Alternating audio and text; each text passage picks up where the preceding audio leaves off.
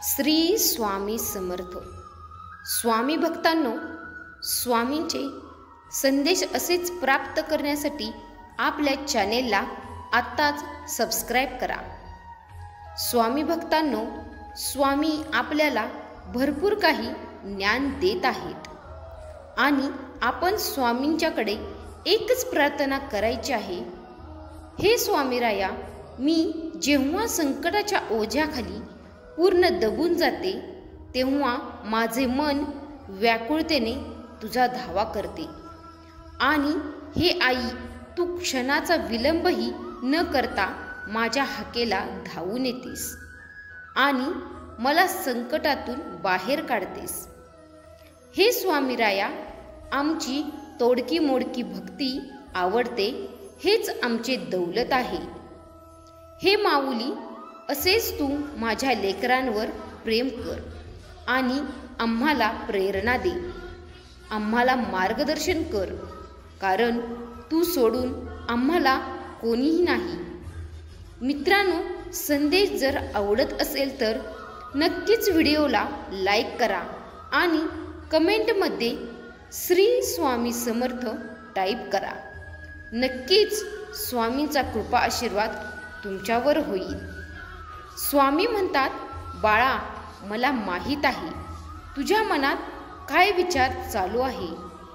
तू आज घरात बसली आहेस तर तुला बाहेरचं विश्व साथ घालते.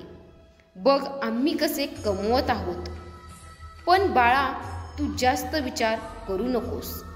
तुला वाटतं माझा जन्म काय चुलीजवळ उभा राहूनच संपणार आहे का?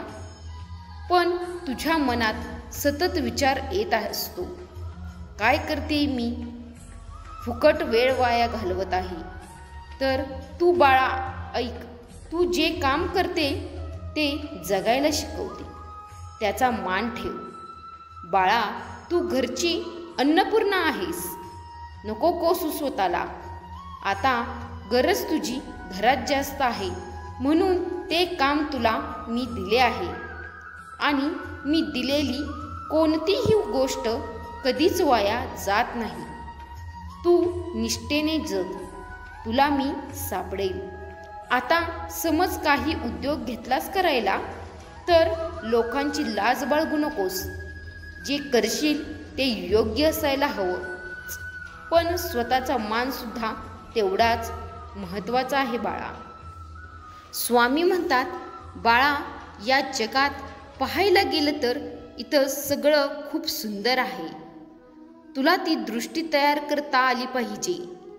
इथं असे कोणीतरी आहे ज्याला खास तुझ्यासाठी पाठवलं गेलं आहे. वेळोवेळी तुला मदतीचा हात तिथूनच मिळत आहे. तरीही अजून तू नीट स्वतःची ओळख त्या व्यक्तीला करून दिली नाहीस. जेव्हा कधी तू शांत बसशील तेव्हा स्वतःच्या मनाला प्रश्न करशील, तेव्हा तुला एकच उत्तर सापडेल की इथे जेव्हा जेव्हा तू आम्हाला हाक मारलीस तेव्हा तेव्हा तुझ्यासमोर कोण येऊन उभे राहिले ते नीट आठव. आणि डोळे बंद करून जेव्हा हा विचार करशील तेव्हा जो व्यक्ती तुझ्यासमोर असेल ते तुझ्यासाठीच आम्हीच निवडलेले आहेत, हे समज आणि समजून घे बाळा. उगच बाळा घाई गडबड करून राग करून काहीच होणार नाही. बाळा, शांतपणे स्वतःला ओळख, कारण इथे खूप जण अशी आहेत जी खरंच तुझीच आहेत. मित्रांनो, तुम्ही जर ह्या मताशी सहमत असाल तर व्हिडिओ शेवटपर्यंत बघायला विसरू नका. मित्रांनो, संकट कधी व काय येते हे मी तुम्हाला सांगणार आहे.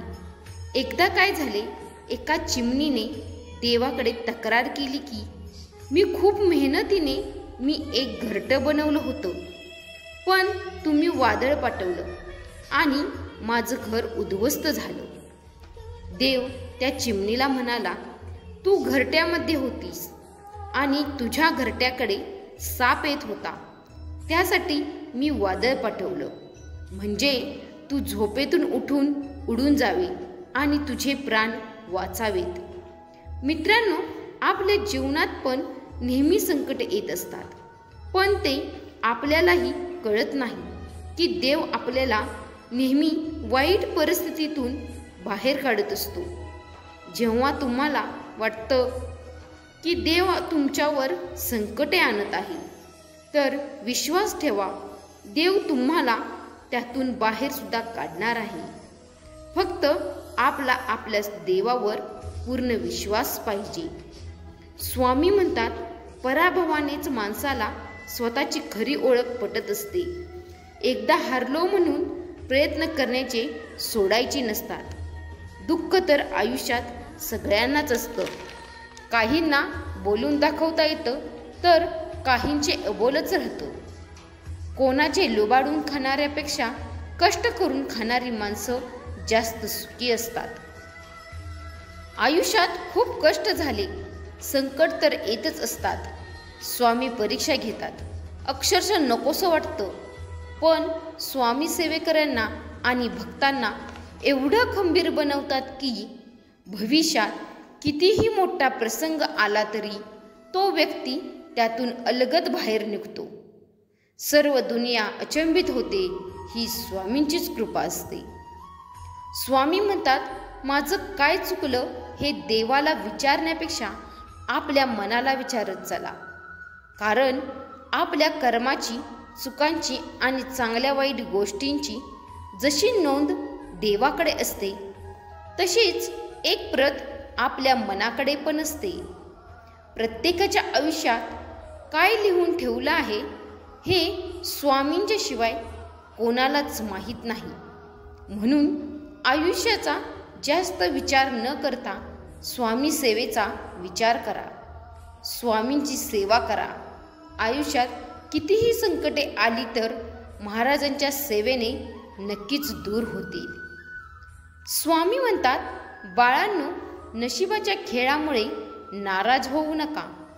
जीवनात कधी उदास होऊ नका.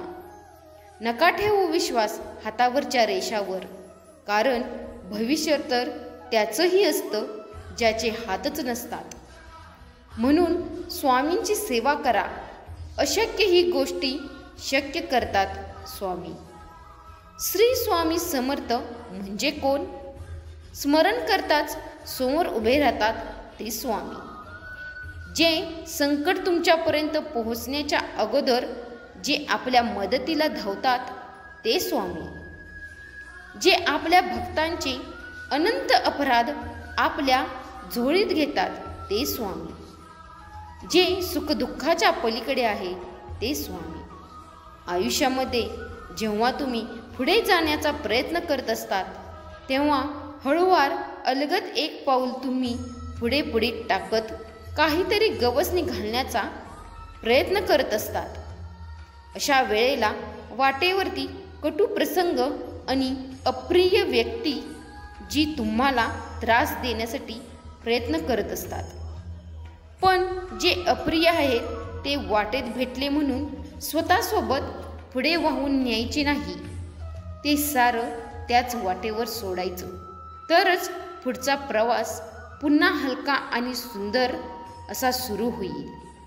जर तुम्ही त्याच गोष्टी स्वतःसोबत आयुष्यभर पुढे नेत गेलात तर त्रास तुम्हाला होणार आहे. कारण दुसऱ्याचं ओझं तुम्ही स्वतःवर घेऊन फिरणार आहात. त्यामुळे ज्याचं ते ओझं आहे त्यांना तुम्ही मोकळं करता आणि स्वतःला उगाचच त्याचे भार वाहत बसता. आता जर समजलं असेल तर हीच वेळ आहे. स्वतः नको असलेला भार सोडून द्या आणि मोकळं व्हा. नको सोसू आता दुःखाचे घाव, नको सोसू आता दुःखाचे घाव. स्वामींनी जाणले अंतरीचे भाव, नक्की जिंकणार आयुष्याचा डाव. स्वामीच तारतील ही भवसागराची नावं, स्वामीच तारतील ही भवसागराची नावं. असेच स्वामींचे संदेश पाहण्यासाठी व्हिडिओला लाईक, शेअर आणि सबस्क्राईब करायला विसरू नका. श्री स्वामी समर्थ.